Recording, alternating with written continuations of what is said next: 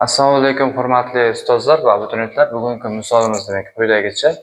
Hop, misolimiz shartiga ko'paytma n ning qanday qiymatlarida o'zining eng kichik natural qiymatiga erishadi degan savol. Hop, bu misolni ishlash uchun birinchi navbatda biz har bitta qavsimizni ichini biroz soddalashtirib olamiz. Demak, birinchi qavsda umumiy hajm beradigan bo'lsak 19, ko'paytirib beradigan bo'lsak 18.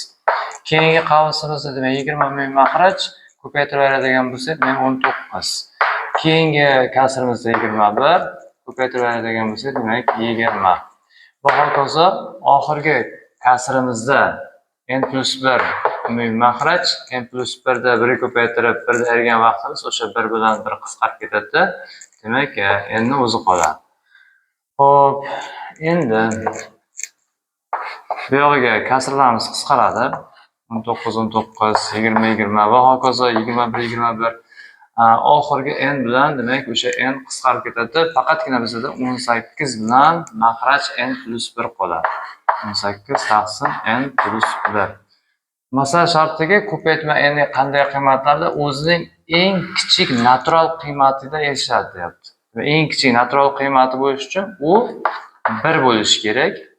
Endi 18 da nimaga bo'lishimiz kerak? 18 ga bo'lishimiz kerak. 1 ga erishishimiz uchun demak n+1 imiz 18 ga teng bo'lishi kerak. Demak n ning qiymati bu yoqda 17 ga teng bo'ladi.